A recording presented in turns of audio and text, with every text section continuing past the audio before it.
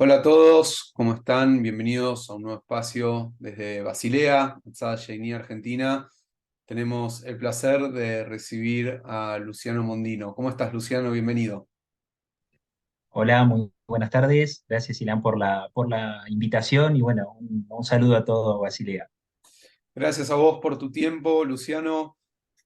Sos un destacado analista internacional. Nos encanta ver tus hilos en Twitter, realmente por demás interesante. Y claramente queremos hablar con vos por uno de los temas que está aconteciendo. Obviamente que tiene que ver con Israel y con lo que está sucediendo en todo Medio Oriente. Pero vamos a empezar por el principio, si vale la redundancia.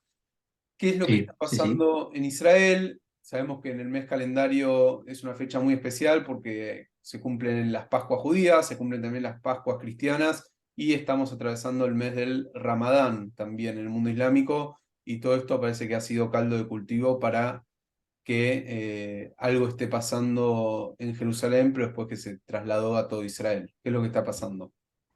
Sí, bueno, efectivamente, primero gracias por la introducción. Realmente siempre digo que uno cuando alguien hace las cosas por vocación realmente y porque le gusta y porque siente esa pasión, lo puede hacer bien y disfruta haciéndolo.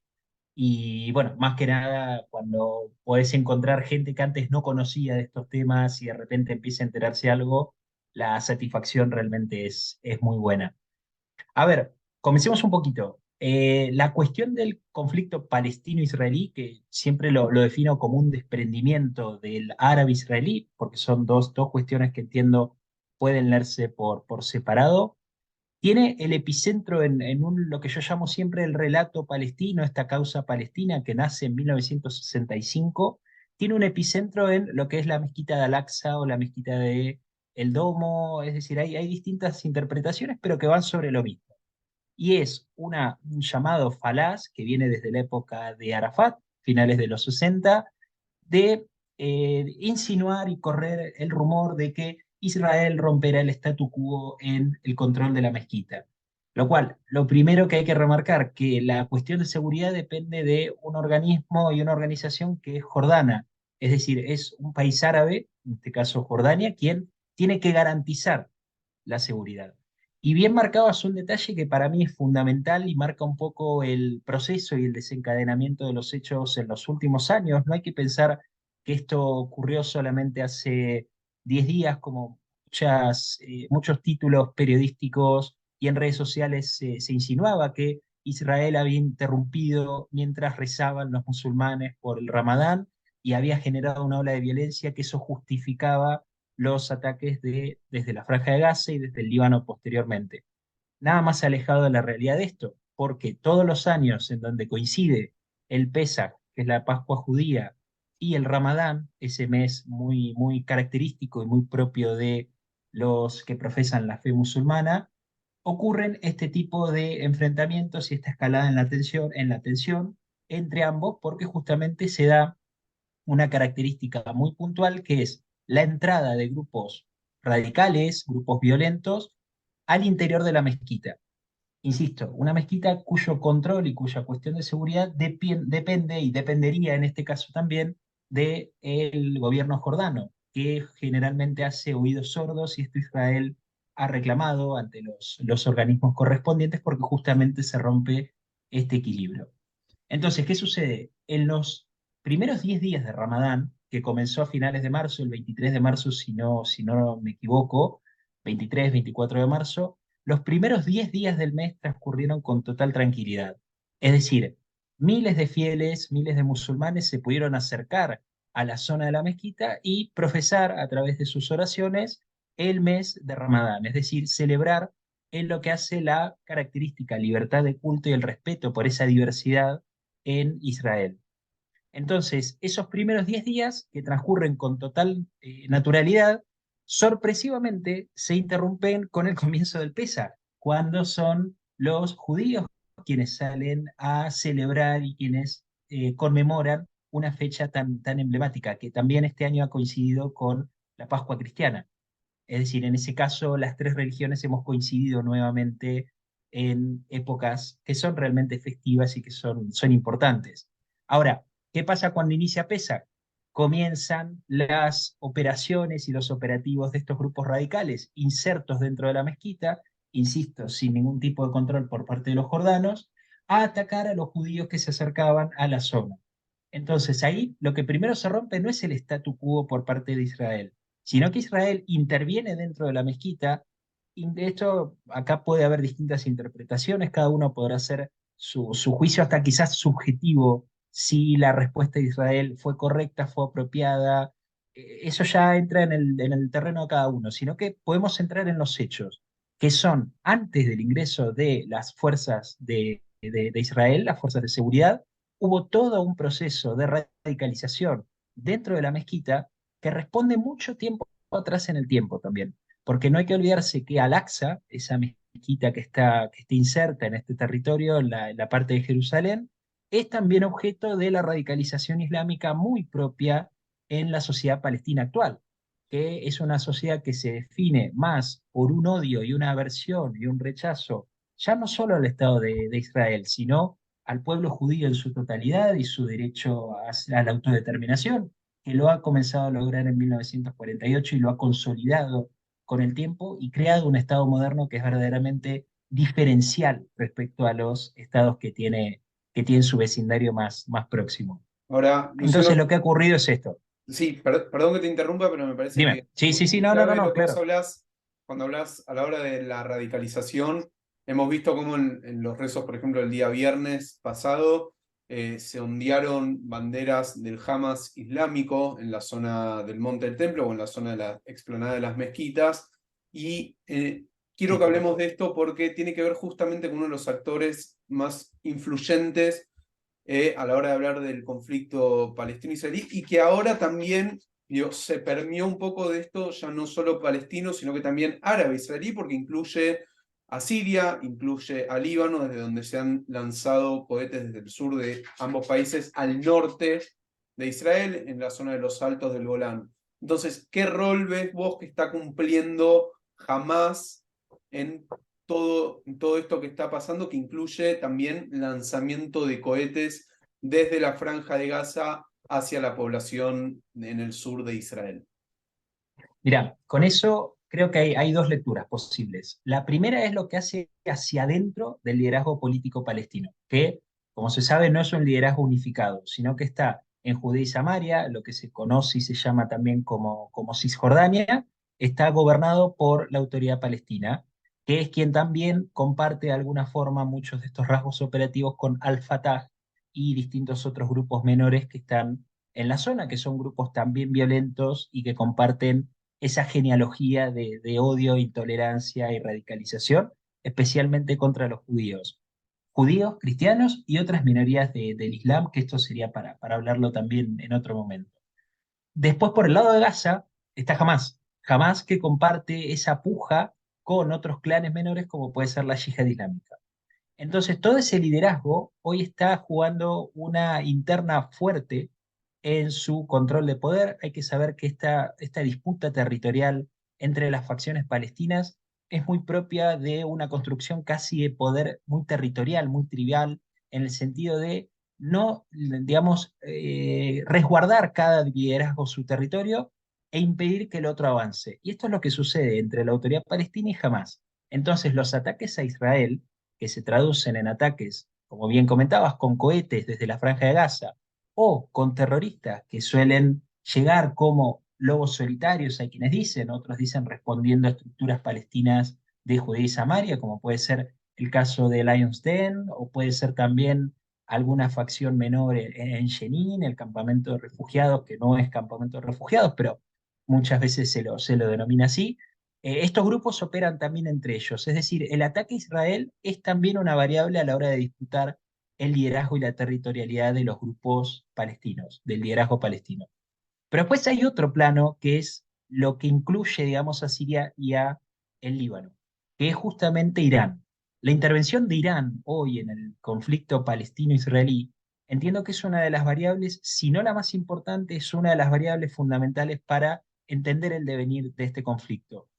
Y es porque Irán, que también se encuentra hoy atravesando una crisis interna muy fuerte porque no ha logrado todavía sofocar con la velocidad que esperaba las protestas iniciadas en septiembre del año pasado después del asesinato de Mahsa Amini, esa joven kurda de 22 años que muere en manos de la policía de la moral, y también empieza a ver cómo de alguna forma se le empieza a complicar la cierta autonomía o cierta intervención que tenía Irán, tanto en el Líbano, en Yemen, con distintos grupos violentos que son sumamente organizados bajo el ala especialmente de la Guardia Revolucionaria Islámica. Entonces, en ese sentido, la participación de Irán es clave, porque su enfrentamiento con Israel, que es el enfrentamiento núcleo en esta historia, se da en también territorios, lo que se llaman territorios proxies o escenarios por fuera de lo que haría el conflicto en sí. Es decir, no llegando a un enfrentamiento directo entre Irán e Israel, sí se da en el Líbano, con Hezbollah, esta agrupación chiita libanesa que está ubicada al sur, que es quien ataca la zona norte, la frontera norte de Israel, y con Siria, que se sabe que Siria es uno de los escenarios más cómodos en los cuales los ayatolás juegan, especialmente por el soporte de Al-Assad, que es un presidente o un líder de un régimen chiita contra una mayoría del país que es sunita y que todavía sigue en las etapas o conclusiones finales de la guerra iniciada allí en el año 2011-2012, cuando, lo que muchas veces se omite, una minoría chiita arrastró a la muerte a más de 500.000 personas musulmanes sunitas y ha sido responsable de la expulsión de más de unos 7 u 8 millones de sirios. Entonces creo que este escenario se empieza a conformar así. La relación de Irán hoy con el conflicto palestino-israelí, árabe-israelí, es fundamental y creo que es lo que va a, de alguna forma, variar el desarrollo del conflicto en los próximos meses. Hay dos aristas que vos estuviste haciendo mención y que me parece que es interesante como para de a poco empezar a cerrar la entrevista de hoy. Podríamos estar hablando horas, pero vamos a ser generosos con quienes nos van a estar Sí, mirando, y a mí con lo que me encanta hablar. con quienes nos van a estar mirando del otro lado. Y tiene que ver, por un lado, vos hiciste mención a el panorama internacional, el contexto internacional, sobre todo de lo que está sucediendo en Medio Oriente. Por otro lado, el tema religioso, la pata del conflicto palestino-israelí religiosa, la cual muchos quieren ocultar y quieren hacer creer que el conflicto es puramente territorial, cuando no lo es así, está influenciado enormemente por el tema religioso. Y algo que está pasando puntualmente en estos días en Israel, que tiene que ver, y te agrego yo esta tercera pata, que tiene que ver propiamente con el conflicto interno que está atravesando Israel, con el tema de la reforma judicial y cómo esto se ha polarizado y cómo ha traído una división muy importante y de hecho peleas dentro de la sociedad israelí.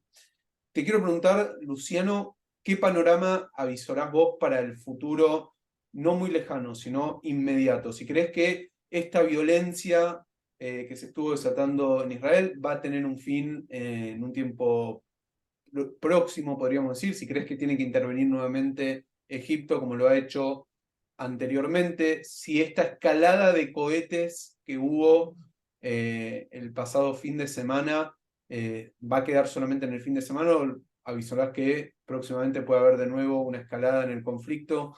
¿Cuál es el panorama que ves para el futuro?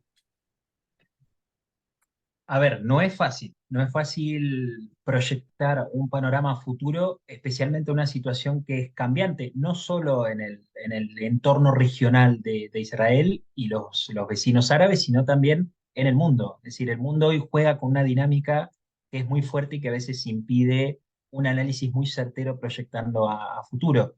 Pero hay algunas claves que nos permitirían quizás lograr identificar algunas cuestiones y ahí sí poder hacer algunas proyecciones. Primero, hay una premisa que es clave. Cuando un país, en el caso de Israel, se encuentra en una convulsión interna, en una crisis política interna, por supuesto que eso puede ser, y es lo que creo que ocurre, percibido como una posible debilidad en sus enemigos. Es decir, y esto Irán lo sabe. Que por cierto, Irán también tiene una debilidad, que es la debilidad que mencionábamos hoy interna, que es una economía que ajusta y que ajusta verdaderamente contra los pilares más pobres de la sociedad iraní, y una clase política, un liderazgo político de los ayatolá que todavía no ha logrado cortar las cadenas de protestas y que la represión se vuelve cada vez más violenta cuando ven que su poder se empieza a diluir. Entonces, el primer punto es ese. Israel puede verse hoy en los ojos de sus enemigos como un posible objeto de debilidad circunstancial, por supuesto. Entonces, eso hace que de repente grupos que antes estaban un poco más marginados, hoy se atrevan a lanzar algún tipo de ataque.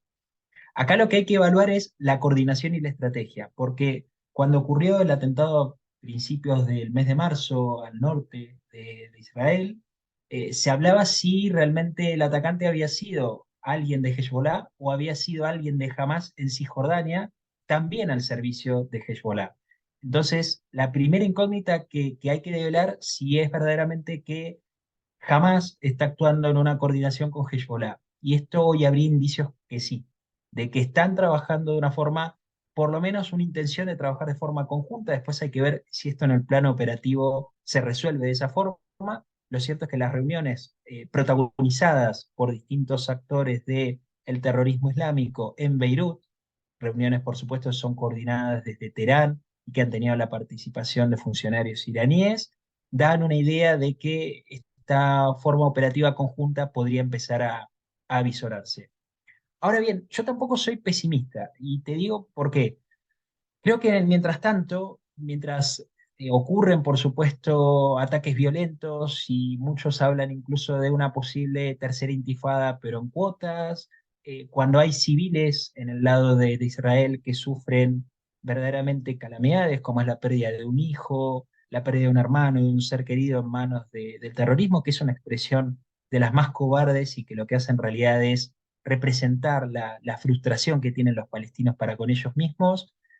Sí creo que Israel en simultáneo ha logrado grandes avances políticos, diplomáticos, comerciales con muchos países árabes. El problema es que ya no hay nadie en el mundo árabe que quiera hacerse cargo del problema que ellos mismos generaron en 1965 cuando crean esta cuestión de la causa palestina, que con el tiempo se ha vuelto un verdadero lastre pesado, que para ellos también es contradictorio. Entonces, en simultáneo, Israel ha logrado mucho, esto me refiero a los acuerdos de Abraham especialmente, que tienen, entre tantos, un desafío que es fundamental. Y esto me parece que es importante para el cierre. Es lograr comprometer a las sociedades árabes para que también ellos mismos busquen la desradicalización de las sociedades árabes. Es decir, Israel puede estar logrando, y de hecho lo está logrando, muy buenos acuerdos con gobiernos de países árabes. No así la cobertura y esa filtración de los acuerdos llega rotundamente a las sociedades, que todavía están muy influenciadas por grupejos que han tomado especialmente la educación, factores sociales dentro de las sociedades árabes y que son exponentes de la judeofobia, del antisemitismo, y esto en redes sociales también es muy visible.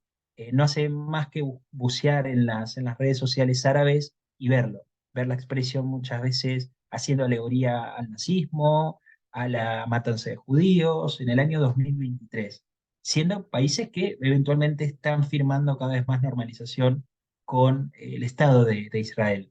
Entonces creo que ese es el factor clave, es lograr que los acuerdos entre gobiernos sean permeables también a las sociedades. Eso es lo que va a permitir, dentro de un tiempo quizás prudencial, quizás menor a lo que se espera, que Israel logre cada vez más avances con cada vez más gobiernos y que de alguna forma se coopere y se empiece a trabajar en asuntos de seguridad, tanto interna a lo que es la región del Medio Oriente y por fuera también, porque hay que tener en cuenta que aquí la amenaza es única, que la amenaza es Irán, que es la amenaza justamente que está acechando al Estado de Israel, a quien ha amenazado públicamente de borrar del mapa, pero también a muchos de sus vecinos árabes.